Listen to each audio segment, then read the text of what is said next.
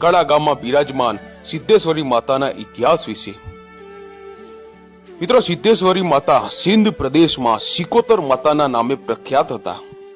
સિંધ પ્રદેશનો રાજા હમીર સુમરો જેઓ મુસલમાન હતા અને તેમની પત્ની કકુ જેઓ માતાજીના પરમ ભક્ત હોવાથી માતાજી તેમની સાથે સાક્ષાત વાતો કરતા।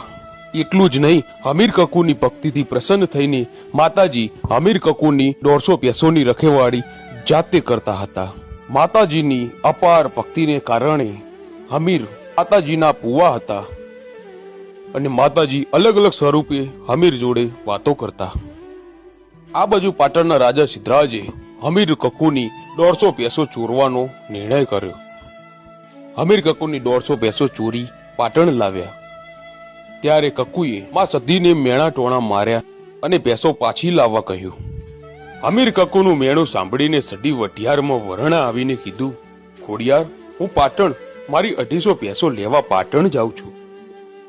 ખોડિયાર બોલ્યા કે હું પણ તારી સાથે આવું છું।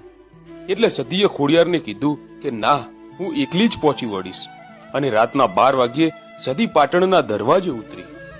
સિદ્ધરાજ રાજાને ખબર હતી કે સધી તેની ભેંસો લેવા ચોક્કસ આવશે, એટલે સિદ્ધરાજ રાજાએ પાટણના પીરોની દરવાજા પર પીરાઈ ગોઠવી હતી, કેમ કે સધી ભેંસો લેવા આવે તો પાટણમાં ન આવી શકે।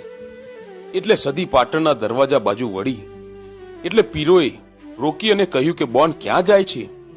આ દરવાજા પર અમારી ચોકી છે, તમને પાટણની અંદર નહીં જવા દઈએ।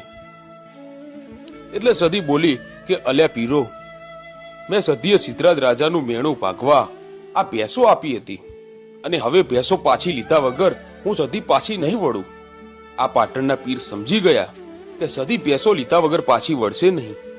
એટલે પીરોએ વચ્ચેનો રસ્તો કાઢ્યો અને સધીને કહ્યું કે સધી, તું તારું સત બતાવે અને અમે પીરો જેમ કહીએ તેમ કરે તો પાટણના દરવાજા અંદર જવા દઈએ। એટલે સધી બોલ્યા કે તમારે કેવા પારખા લેવા છે? એટલે પાટણના પીર બોલ્યા કે સધી, અમે તને એક સૂતરનો દોરો આપીએ, આ સૂતરના દોરાને 2 ઝાડ સાથે બાંધી હિંચકા ઝૂલી બતાવે તો અમે તને પાટણમાં જવા દઈએ। એટલે સધી બોલ્યા કે અલ્યા પીરો, લાવો તમારો સૂતરનો દોરો। હું સિંધમાંથી આવી છું, પણ ગુજરાતમાં ખેલીને ના જાઉં, ઠીક પડે મારા અવતારને।